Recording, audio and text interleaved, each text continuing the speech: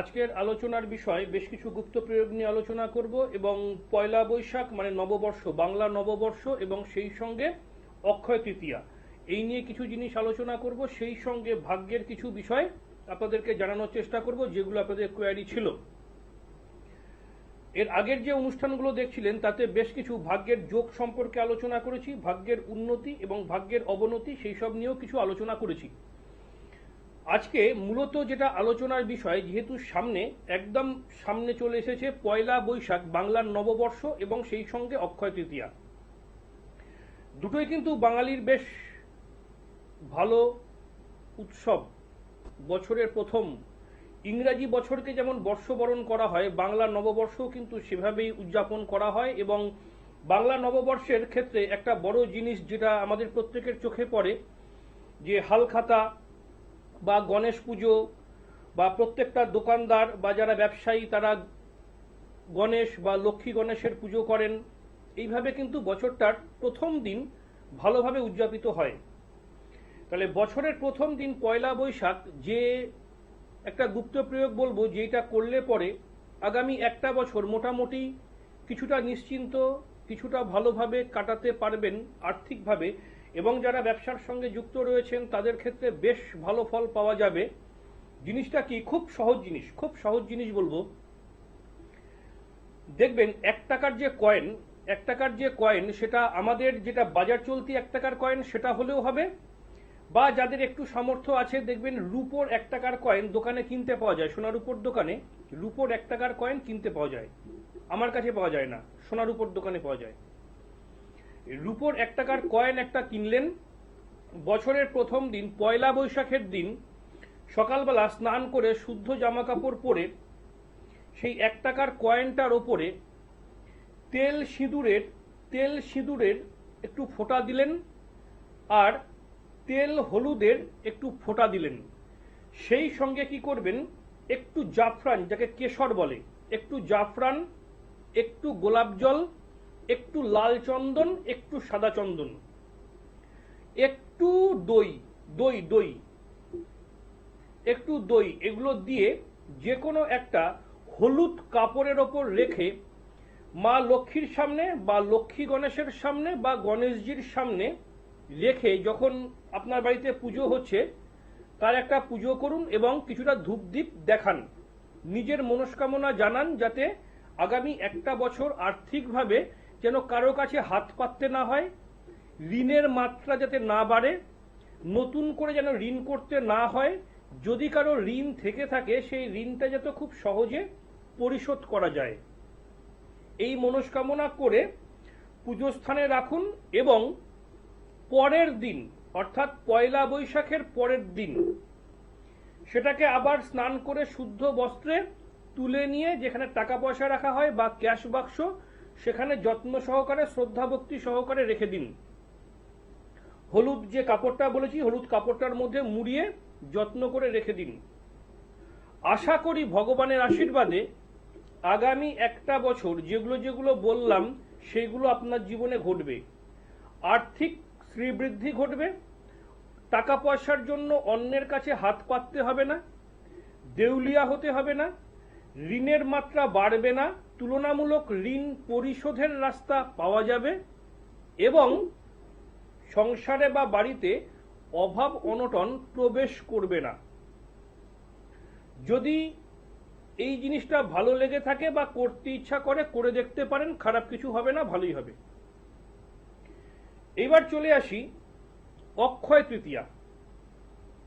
কারণ পয়লা বৈশাখের আর নির্দিষ্ট দিন বলার প্রয়োজন হয় না, কারণ বছরের প্রথম দিন পয়লা বৈশাখ, ওই দিনকেই এই কাজটা করতে হয়। পরের যে একটা শুভ দিন সেটা হচ্ছে অক্ষয় তৃতীয়া। অক্ষয় তৃতীয়াটা কবে? বৈশাখ মাসের 5 তারিখ রবিবার পড়ছে। বৈশাখ মাসের 5 তারিখ রবিবার, ইংলিশের 19শে এপ্রিল 2026 সাল। অক্ষয় তৃতীয়া শুরু হচ্ছে দুপুর 1:13 থেকে। দুপুর 1:13 থেকে অক্ষয় তৃতীয়া শুরু হচ্ছে 19শে এপ্রিল, এবং পরের দিন 20 এপ্রিল বাংলার 6ই বৈশাখ। 20 এপ্রিল 2026 সাল সকাল 10:51 পর্যন্ত অক্ষয় তৃতীয়া রয়েছে। তৃতীয়া তো প্রত্যেক মাসেই থাকে, প্রত্যেক মাসে তৃতীয়া থাকে দুটো করে, একটা শুক্লপক্ষের তৃতীয়া, একটা কৃষ্ণপক্ষের তৃতীয়া। তাহলে এই তৃতীয়াটা অক্ষয় তৃতীয়ার নাম কেন? কেন এই যে তৃতীয়াটা, এই তৃতীয়াটা যা কিছু শুভ কাজ করা হয় সেটা অক্ষয় হিসাবে, এর বিস্তৃত আলোচনা আছে, সেটা এইটুকু সময়ের মধ্যে আলোচনা করার সময়ও নেই। আপনারা প্রত্যেকেই জানেন অক্ষয় তৃতীয়ার নামকরণ কেন হলো। তো অক্ষয় তৃতীয়া এমন একটা যোগ, যে যোগটায় প্রথমত বলে দিই, দেখবেন বহু শুভ কাজ, বহু শুভ অনুষ্ঠান হয়। বহু দোকানে, বহু ব্যবসার স্থানে দেখবেন গণেশজির আরাধনা করা হয়, লক্ষ্মী গণেশজির আরাধনা করা হয়। দেখবেন বহু জায়গায় নতুন ব্যবসায়িক প্রতিষ্ঠানের শুভারম্ভ হয়, বহু দোকান নতুন করে ওপেন করা হয়। বাড়িতে ব্যবসা করছেন কেউ, দেখবেন এই অক্ষয় তৃতীয়ার দিন নতুন করে ব্যবসা শুরু হলো, তার মানে অবশ্যই শুভ দিন। এবং আজকের যুগে দাঁড়িয়ে প্রত্যেকের বাড়িতেই পঞ্জিকা আছে, দেখবেন পঞ্জিকায় অক্ষয় তৃতীয়া সম্পর্কে বিস্তারিত তথ্য অনেক কিছু দেওয়া আছে, এবং এই দিন কি কি শুভকর্ম হয় দেখবেন পঞ্জিকায় লাইন বাই লাইন দেওয়া রয়েছে। তাহলে এই অক্ষয় তৃতীয়ার একটা বিশেষ গুপ্ত প্রয়োগ বলছি, যে গুপ্ত প্রয়োগটা আমি বেশ কয়েকটা বলবো, আগের বছরও বলেছি, এবছরও বলছি।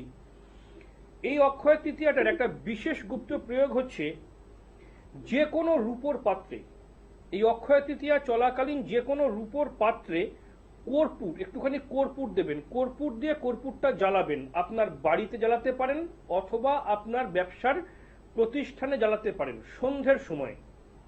কর্পূরটা অক্ষয় তৃতীয়ার দিন জ্বালানো শুরু করলেন, ওটা হয় 21 দিন জ্বালাবেন, না হলে 11 দিন জ্বালাবেন। যাদের পক্ষে সম্ভব 21 দিন জ্বালানো তারা 21 দিন জ্বালাবেন, যাদের পক্ষে একটানা 21 দিন জ্বালানো সম্ভব নয় তারা 11 দিন জ্বালাবেন। এটার ফলে কি হয়, যে প্রতিষ্ঠানে বা যে বাড়িতে রূপোর পাত্রে অক্ষয় তৃতীয়ার দিন থেকে কর্পূর জ্বালানো শুরু হয়, সেই বাড়ির বা সেই ব্যবসার প্রতিষ্ঠানের আর্থিক উন্নতি ক্রমশ বৃদ্ধি পায়।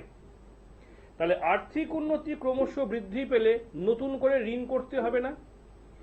যাদের ঋণ আছে বা যারা ঋণে জড়িয়ে আছেন, যদি আর্থিক উন্নতি বাড়ে তাহলে ঋণের মাত্রাটা আস্তে আস্তে কমতে থাকবে, অর্থাৎ ঋণ পরিশোধের উপায় হবে। এটা করে দেখতে পারেন, ভালো ফল দেবে। নেক্সট, যে কোনো মন্দিরে বা মন্দির চত্বরে বহু বীজের একটা ফল দেখবেন। কোনো মন্দির, উদাহরণ দিচ্ছি, কোথাও একটা মন্দিরে গেছেন, দেখবেন একটাই মন্দির। আবার কোনো মন্দিরে গেছেন, দেখবেন আলাদা আলাদা, এক জায়গায় মা কালীর মূর্তি রয়েছে, এক জায়গায় দেবাদিদেব মহাদেবের মূর্তি রয়েছে, এক জায়গায় দেখবেন মা লক্ষ্মীর মূর্তি রয়েছে, এরকম রয়েছে। মানে একই মন্দির চত্বর দেখবেন 3-4টে আলাদা আলাদা পার্ট রয়েছে, কোথাও রাধাকৃষ্ণ রয়েছে, এরকম রয়েছে।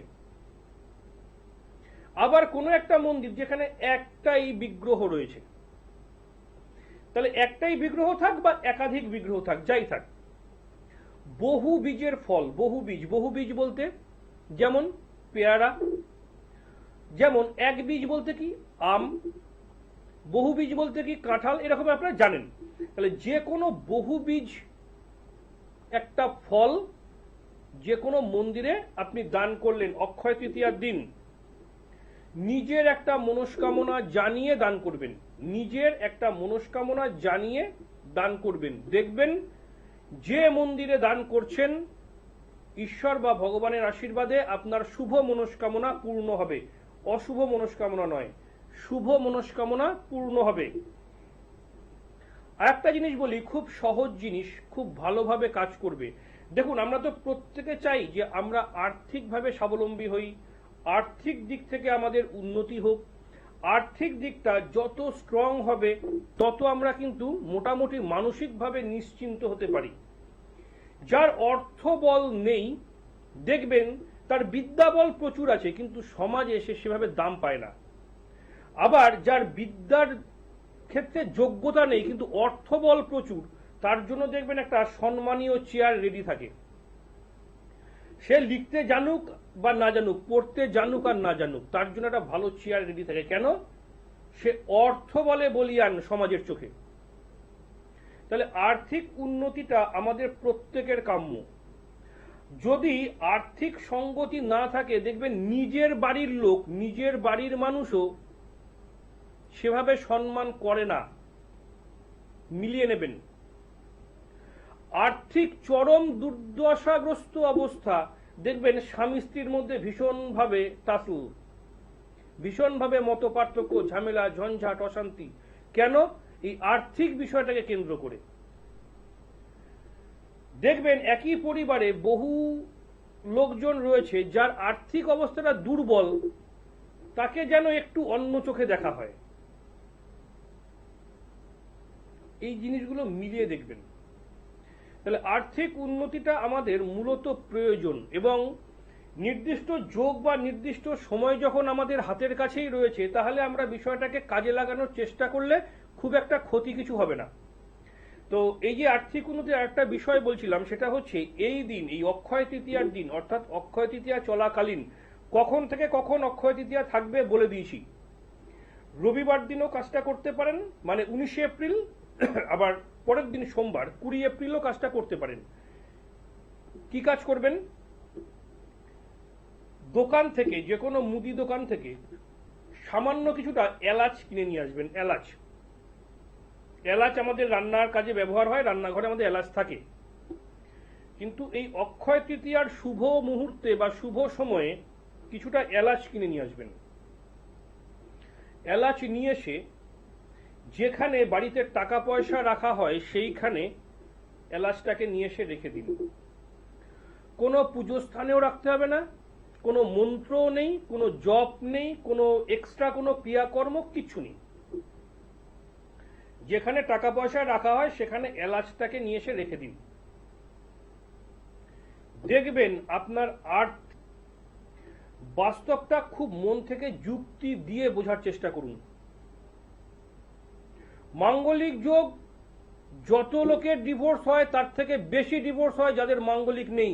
সপ্তমে বৃহস্পতি, বেশিরভাগ ক্ষেত্রে 90% ক্ষেত্রে সংসার জীবনে ডিস্টার্ব নিয়ে আসে। সপ্তমে রাহু শনি একসঙ্গে সংসার জীবনে ডিস্টার্ব নিয়ে আসে। সপ্তমের রাহু একা, সপ্তমের রাহু একা যে অবস্থায় থাক, সংসার জীবনে মতের অমিল ঘটাবেই ঘটাবে। সপ্তমে কেতু, সপ্তমে কেতু চন্দ্রযুক্ত, সপ্তমে কেতু শনিযুক্ত, সপ্তমে কেতু মঙ্গলযুক্ত, সংসার জীবনে ডিস্টার্ব নিয়ে আসবেই নিয়ে আসবে। ছাড়াছাড়ি থেকে শুরু করে ঝামেলা অশান্তি থেকে মার দাঙ্গা থেকে যা কিছু হতে পারে, হতেই পারে, যদি সেটা খারাপ পজিশনে থাকে। ভালো পজিশনে থাকলে খুব বেশি উগ্র খারাপ ফল দেবে না, কিছুটা খারাপ ফল দেবে। আপনাদের মানে প্রচুর ফোন যে মাঙ্গলিক যোগ, মাঙ্গলিক যোগ, মাঙ্গলিক যোগের জন্য কিছু বলবেন। আর মাঙ্গলিক যোগের প্রতিকার, আজকে সময়টা একদম শেষের দিকে, এর পরের দিন মাঙ্গলিক যোগের প্রতিকারটা বলে দেবো। এর পরের যে প্রোগ্রামটা করব, মাঙ্গলিক যোগের প্রতিকার বলে দেবো, বিনা পয়সায় প্রতিকার। বিনা পয়সায় প্রতিকার, একটা পয়সা খরচা করতে হবে না, বিনা পয়সায় প্রতিকার, খুব ভালো প্রতিকার, মিরাকেল কাজ করবে, মিরাকেল কাজ করবে, মিলিয়ে নেবেন। যাকে আজকে এই পর্যন্ত, সময় শেষ। যার যার দরকার নিচে যে ফোন নাম্বারটা দেখতে পাচ্ছেন সেই ফোন নাম্বারে যোগাযোগ করে নেবেন। বাস্তু দোষের যে জিনিসটা দেই, যদি কারো দরকার থাকে বাস্তু দোষ সংক্রান্ত বিষয় বা বাড়ির উন্নতির জন্য, তাহলে যোগাযোগ করে নেবেন, অবশ্যই কিছু মূল্যের বিনিময়ে। কিন্তু যার যার দরকার আগাম নাম লিখে রাখবেন। একটা দিনই দেয়া হবে, শুধুমাত্র 19 এপ্রিল আমার বাড়ি রানাঘাট চেম্বার থেকে। সকালের দিকে আসবেন, বেলায় আসবেন, শেষ হয়ে যাবে, পাবেন না, আমাকে কিছু বলতে পারবেন না। সকাল সকাল আসার চেষ্টা করবেন। প্রত্যেকে ভালো থাকবেন। আজকে এই পর্যন্তই, নমস্কার।